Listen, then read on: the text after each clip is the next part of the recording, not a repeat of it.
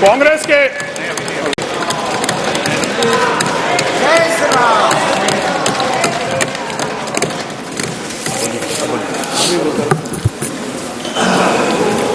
के हमारे साथी तो उन पंचतीर्थों को कभी जाके उनके दर्शन भी नहीं करे होंगे, क्योंकि केवल आप दिखावा करते हैं।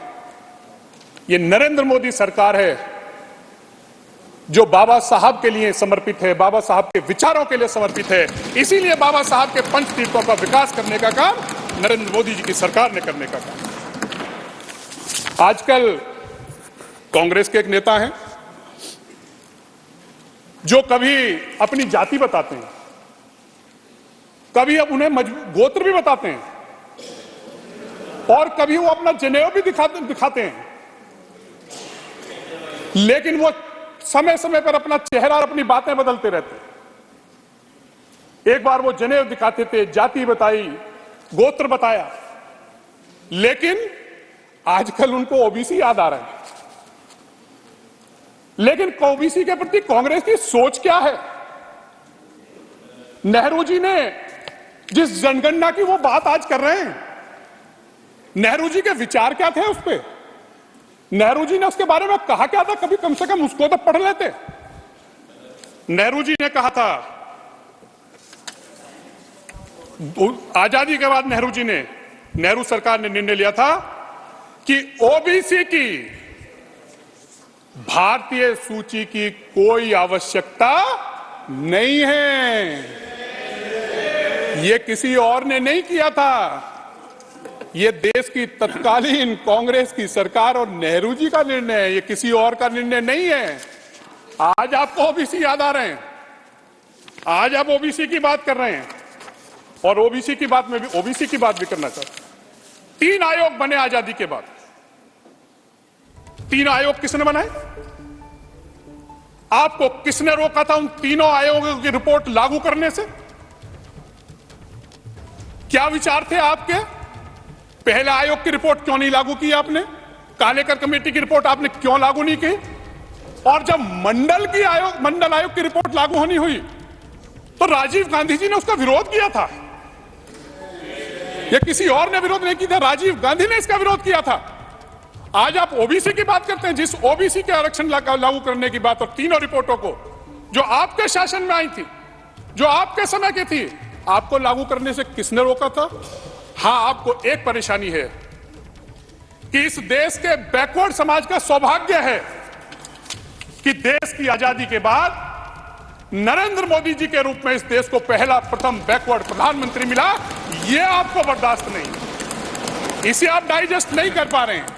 यह आपकी परेशानी है, इस परेशानी को हम समझ सकते हैं, लेकिन इस देश का पिछड़ा, इस देश का अनुसूचित जाति का लोग, इस देश का अगड़े समाज का जो सबसे नीचे पायदान पर रहने वाला व्यक्ति है, वो समझ चुका है कि उनके लिए अगर किसी ने काम किया है तो इस देश के प्रधानमंत्री नरेंद्र मोदी जी और नरेंद्र मोदी जी की सरकार ने करने का काम किया। माननीय सभापति जी, अगर मैं ओबीसी की बात करूं, राजनीतिक नेतृत्व की बात करूं, प्रधानमंत्री जी के रूप में नरेंद्र मोदी जी हमें मिले, और अगर राजनीतिक भागीदारी की मैं बात करूं, राजनीतिक भागीदारी में अगर आप उठा लीजिए, आज सबसे ज्यादा ओबीसी के लोकसभा के सदस्य किस पार्टी के हैं? बीजेपी के। अगर आज देश में सबसे ज्यादा ओबीसी समुदाय के विधायक हैं तो बीजेपी के हैं। अगर विधान परिषद के सबसे ज्यादा ओबीसी के सदस्य हैं तो बीजेपी के हैं। आज सबसे ज्यादा इस देश की आजादी के बाद मंत्री अगर बने ओबीसी के तो वो नरेंद्र मोदी जी की सरकार में बने। सबसे ज्यादा राजनीतिक हिस्सेदारी, जिसकी लड़ाई, जो बाबा साहब ने जिसके लिए संघर्ष किया, जो बाबा साहब को आपने हरवाने का काम किया, राजनीतिक हिस्सेदारी, राजनीतिक नेतृत्व आपने नहीं उभरने दिया, वो राजनीतिक हिस्सेदारी देने का काम ओबीसी के लोगों को नरेंद्र मोदी जी की सरकार ने, जो नरेंद्र मोदी जी की सरकार ने काम करने का। आपने क्या किया?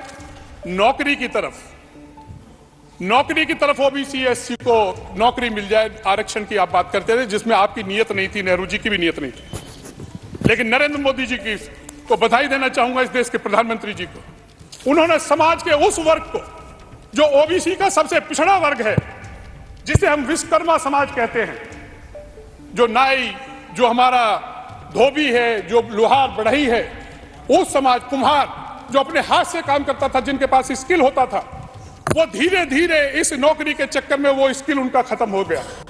इस देश के प्रधानमंत्री ने समाज के उस वर्ग की चिंता करने का काम किया और विश्वकर्मा जैसी महत्वपूर्ण योजना उनके लिए लेकर आए, जिसमें उनको स्किल तो किया ही जाएगा, उनको साथ साथ उनको अपना व्यापार करने के लिए भी उनको संसाधन उपलब्ध कराए जाएंगे, उनको धनराशि उपलब्ध कराई जाएगी। ये इस देश के प्रधानमंत्री नरेंद्र मोदी जी की सोच। माननीय सभापति जी, किसानों को लेके एक बड़ी योजना, पहले किसानों से पहले मैं आयुष्मान के अपने अनुभव जरूर शेयर करना चाहूंगा। सभापति जी, आप भी किसान पुत्र हैं, आपने भी गांवों में देखा होगा अपने समय। गांव में अगर अक्सर हमारे बहुत से लोगों का अनुभव होगा जो रूरल बैकग्राउंड से आते हैं, वहां जाकर जब किसी गरीब परिवार का व्यक्ति बीमार हो जाता है और उसके पास इलाज के लिए पैसे नहीं होते, तो वो एक काम करता है कि पहले तो ये करता है कि कहीं से पैसे उसको उधार मिल जाए। अगर उसको गांव में कोई उधार भी नहीं देता था तो फिर उसके बाद वो कर्ज लेता था, और जब गंभीर बीमारी हो जाती थी, लाइलाज हो जाता था, वो संभव नहीं हो पाता था, तो वो अपने मरीज को अपने घर लेकर जाता था धन के अभाव में, और उसको समय का उसका इंतजार करता था। यह स्थिति हमारे गांवों में आम आदमी, गरीब आदमी की थी।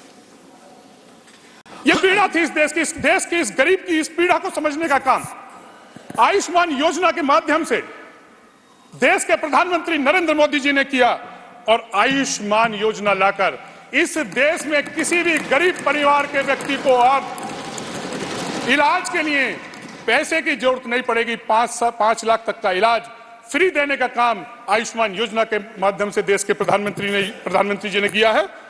और सभापति जी, मुझे अब ये विकसित भारत जो हमारी यात्रा थी उसमें जाने का मौका मिला, कुछ लाभार्थियों से मिलने का भी मुझे मौका मिला। मैं एक दो अनुभव बताकर अपनी बात समाप्त करना चाहूंगा। मैं एक महिला लाभार्थी से मिला। मैं महिला लाभार्थी से पूछा कि क्या तुम्हें लाभ मिला, क्या हुआ? उसने बताया कि मेरे घर में सांसद जी 5 लोगों को डेंगू हुआ था। मैंने कहा हुआ क्या फिर उसके बाद? बोले हम तो इलाज कराने गए।